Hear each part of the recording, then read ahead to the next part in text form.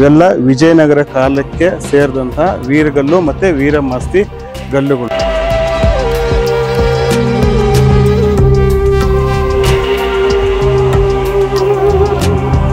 ಆ ಯುದ್ಧದಲ್ಲಿ ಭಾಗವಹಿಸಿ ಮಡಿದಂತಹ 16 ವೀರರ ಶಿಲ್ಪಗಳಿಗೂ ಅವೇ ಈ ವೀರಗಲ್ಲುಗಳು.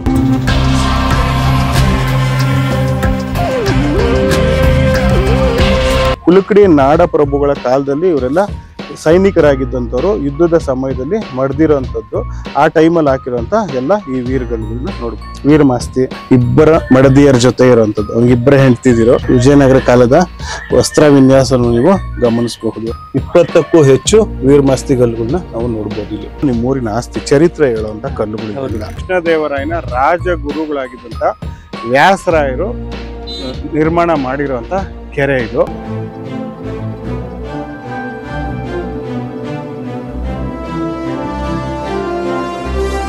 ಈ ಅರಳುಮಲ್ಲಿಗೆ ಗ್ರಾಮ ಕುಲುಕಡಿ ನಾಡಿಗೆ ಸೇರಿರುವಂತ ಒಂದು ಗ್ರಾಮ.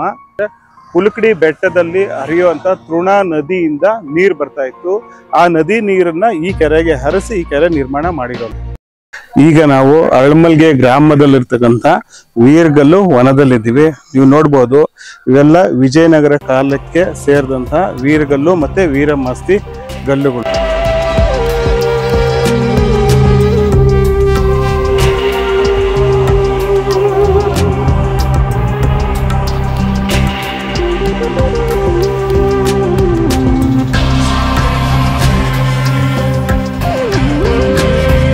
ನಿಮಗೆ ಗೊತ್ತು, ಈ ಅರಳುಮಲ್ಲಿಗೆ ಗ್ರಾಮ ವಿಜಯನಗರ ಕಾಲದಲ್ಲಿ ಕುಲುಕಡಿ ನಾಡ ಪ್ರಭುಗಳಿಗೆ ಸೇರಿದಂತಹ ಕಟ್ಟಕಡೆಯ ಗ್ರಾಮ ಅರಳುಮಲ್ಲಿಗೆ ಗ್ರಾಮ ಇದು. ಈ ಹುಲುಕಡಿ ನಾಡ ಪ್ರಭುಗಳಿಗೂ ಮತ್ತೆ ದೊಡ್ಡಬಳ್ಳಾಪುರದ ಪಾಳ್ಯಗಾರರಿಗೂ ಯುದ್ಧ ಆದಾಗ ಆ ಯುದ್ಧದಲ್ಲಿ ಭಾಗವಹಿಸಿ ಮಡಿದಂತಹ 16 ವೀರರ ಶಿಲ್ಪಗಳಿಗೂ ಅವೇ ಈ ವೀರಗಲ್ಲುಗಳು.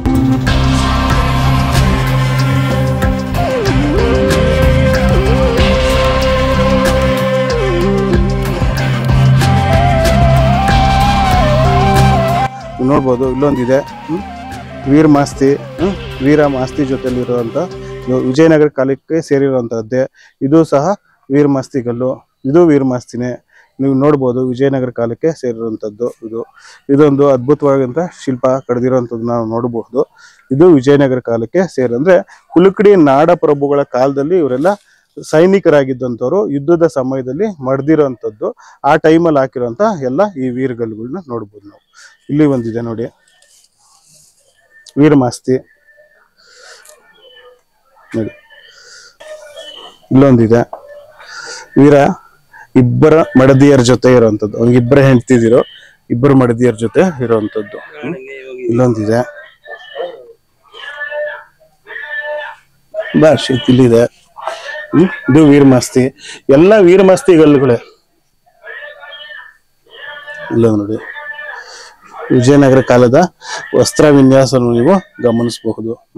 ಇಲ್ಲೂ ಇದಷ್ಟೇ, ಎಲ್ಲ ವೀರಮಾಸ್ತಿ ಗಲ್ಲುಗಳೇ. 1 2 3 4 ಸುಮಾರು 20ಕ್ಕೂ ಹೆಚ್ಚು ವೀರಮಾಸ್ತಿ ಗಲ್ಲುಗಳನ್ನ ನಾವು ನೋಡ್ಬೋದು. ಇಲ್ಲಿ ಎಲ್ಲ ಕುಲುಕಡಿ ನಾಡ ಪ್ರಭುಗಳ ಪರವಾಗಿ ದೊಡ್ಡಬಳ್ಳಾಪುರದ ಪಾಳ್ಯಗಾರರ ವಿರುದ್ಧವಾಗಿ ಹೋರಾಟ ಮಾಡಿ ಮಡದಿರೋಂತಹ ವೀರರ ಶಿಲ್ಪಗಳು, ಅವರ ಸ್ಮಾರಕ ಶಿಲ್ಪಗಳು ಈ ವೀರಗಲ್ಲುಗಳು. ಇಲ್ಲೊಂದಿದೆ ನೋಡಿ, ಇದು ವೀರಮಾಸ್ತಿ ಗಲ್ಲೆ. ಇಲ್ಲೂ ಒಂದಿದೆ. ಇಲ್ಲೊಂದು ಮಂಟಪ ಇತ್ತು, ಅದು ಬಿದ್ದೋಗಿದೆ ಈಗ. ಇದೇ ಗ್ರಾಮದವರಾದಂತಹ ವೆಂಕಟೇಶ್ ಮೂರ್ತಿಗಳು ಇದನ್ನ ಈ ಜಾಗನ ಶುಭ್ರ ಮಾಡಿ ಇವುಗಳನ್ನೆಲ್ಲ ಸಂರಕ್ಷಣೆ ಮಾಡೋ ಕೆಲಸ ಮಾಡ್ತೀನಿ ಅಂತ ಹೇಳಿದ್ದಾರೆ, ಭರವಸೆ ಕೊಟ್ಟಿದ್ದಾರೆ. ಅವ್ರನ್ನ ನಂಬಿಕೊಂಡು ಇವತ್ತು ಈ ವಿಡಿಯೋನ ಮುಗಿಸ್ತಾ ಇದೀವಿ.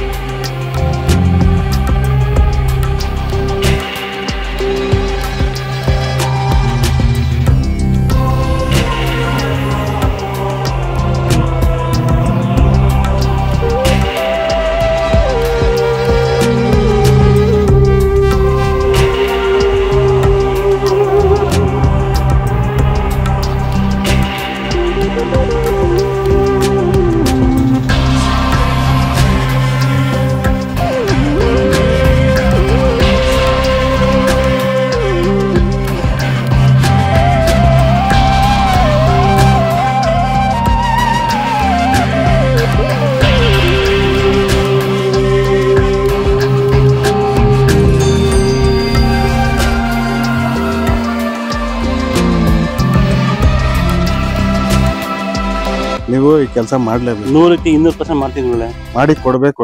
ಇದು ನಿಮ್ ಊರಿನ ಆಸ್ತಿ ರೀ. ನೀವು ಮಾಡಿದ್ರೆ ಇನ್ನು ನಾನಾ ಬಂದ್ ನೀವೇ ಮಾಡ್ಬೇಕು. ಇದು ನಿಮ್ ಊರಿನ ಆಸ್ತಿ, ಚರಿತ್ರೆ ಹೇಳುವಂತ ಕಲ್ಲುಗಳಿಲ್ಲ. ಇದ್ರನ್ನ ನೀವು ಕಾಪಾಡ್ಕೊಂಡ್ಲೇಬೇಕು. ಗೊತ್ತಾಯ್ತಾ? ಏನು ಮಾಡ್ಬಿಡಿ, ಕ್ಲೀನ್ ಆಗಿ ಜಾಗ ಶುದ್ಧ ಮಾಡ್ಕೊಳ್ಳಿ. ಸೂರ್ಯನ ಕಡೆಗೆ ಮುಖ ಮಾಡಿ ಶಿಲ್ಪಗಳು.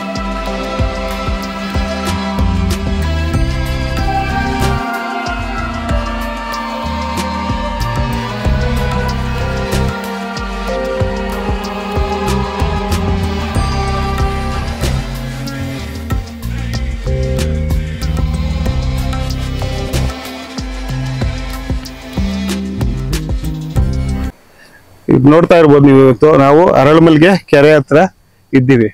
ಇಲ್ಲಿಗೆ ಬಂದಿರೋ ಉದ್ದೇಶ ಏನಪ್ಪಾ ಅಂದ್ರೆ, ಅರಳುಮಲ್ಲಿಗೆ ಒಂದು ಐತಿಹಾಸಿಕವಾದಂತ ಒಂದು ಗ್ರಾಮ. ಇಲ್ಲಿ ಆದಿಮಾನವನ ಶಿಲಾವೃತ ಸಮಾಧಿಗಳು ಸಿಕ್ಕಿದೆ, ನಿಲುವುಗಲ್ಲು ಸಮಾಧಿಗಳು ಸಿಕ್ಕಿದೆ.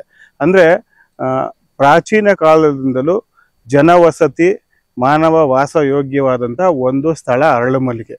ಇಲ್ಲಿ ನಿಮ್ಗೆ ಈ ಕೆರೆ ನೋಡ್ತಾ ಇರಬಹುದು ನೀವು.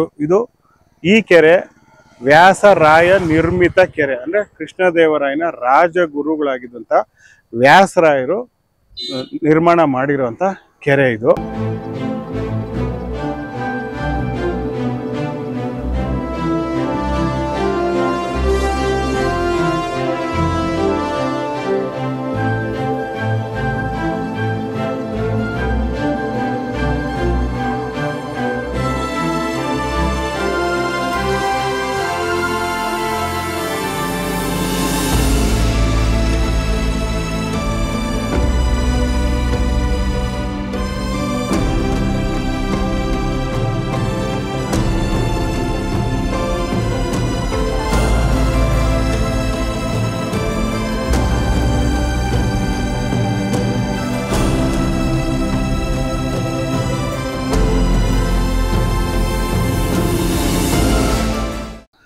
ಈ ಕೆರೆಗೆ ನೀರು ಎಲ್ಲಿಂದ ಬರ್ತಾ ಇತ್ತಪ್ಪ ಅಂತ ಹೇಳಿದ್ರೆ, ಹುಲುಕುಡಿ ಬೆಟ್ಟ.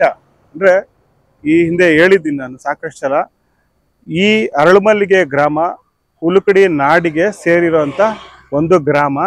ಈ ಗ್ರಾಮದ ಕೆರೆಗೆ ನೀರು ಎಲ್ಲಿಂದ ಬರ್ತಾ ಇತ್ತು ಅಂದ್ರೆ, ಹುಲುಕುಡಿ ಬೆಟ್ಟದಲ್ಲಿ ಹರಿಯುವಂತ ತೃಣಾ ನದಿಯಿಂದ ನೀರು ಬರ್ತಾ ಇತ್ತು. ಆ ನದಿ ನೀರನ್ನ ಈ ಕೆರೆಗೆ ಹರಿಸಿ ಈ ಕೆರೆ ನಿರ್ಮಾಣ ಮಾಡಿರುವಂಥದ್ದು. ಅಂದ್ರೆ ಈ ಕೆರೆಗೆ ಬರ್ತಾ ಇದ್ದಿದ್ದು ಹುಲುಕುಡಿ ಬೆಟ್ಟದ ತೃಣಾ ನದಿಯ ನೀರು. ಇದು ವ್ಯಾಸರಾಯರು ನಿರ್ಮಾಣ ಮಾಡಿರುವಂತ ಕೆರೆ. ಈ ಕೆರೆಯ ಜೊತೆಗೆ ವ್ಯಾಸರಾಯರಿಂದ ನಿರ್ಮಾಣ ಆಗಿರುವಂತಹ ಸ್ತೋಕಾಂಜನೇಯ ಅಥವಾ ಗಿಡ್ಡಾಂಜನೇಯ ಅನ್ನೋ ಒಂದು ದೇವಸ್ಥಾನ ಕೂಡ ಇದೆ. ಅದು ವ್ಯಾಸರಾಯ ನಿರ್ಮಿತ ದೇವಸ್ಥಾನ ಅರಳುಮಲ್ಲಿಗೆ ಗ್ರಾಮದಲ್ಲೇ ಇದೆ. ಅದ್ರ ಜೊತೆಗೆ ಅರಳುಮಲ್ಲಿಗೆಯಲ್ಲಿ ಹುಲುಕುಡಿ ನಾಡಪ್ರಭುಗಳಿಂದನೇ ನಿರ್ಮಾಣ ಆಗಿರುವಂತಹ ಚನ್ನಕೇಶವ ದೇವಾಲಯ ಕೂಡ ಇದೆ. ಅದಕ್ಕೆ ಸಂಬಂಧಪಟ್ಟಂತ ಒಂದು ಶಾಸನ ಕೂಡ ಅರಳುಮಲ್ಲಿಗೆಯಲ್ಲಿ ಇದೆ. ಅಂದ್ರೆ ಒಟ್ಟಾರೆಯಾಗಿ ಅರಳುಮಲ್ಲಿಗೆ ಗ್ರಾಮ ಐತಿಹಾಸಿಕ ಪ್ರಾಮುಖ್ಯತೆಯನ್ನ ಪಡೆದುಕೊಂಡಿರುವಂತಹ ಗ್ರಾಮ. ಆ ಗ್ರಾಮದ ಎಲ್ಲ ಪ್ರಮುಖವಾದಂತಹ ದೇವಾಲಯಗಳನ್ನ ಇವತ್ತು ನಾನು ನಿಮ್ಗೆ ಪರಿಚಯ ಮಾಡ್ಕೊಂತ ಒಂದು ಪ್ರಯತ್ನ ಮಾಡ್ತಿದ್ವಿ.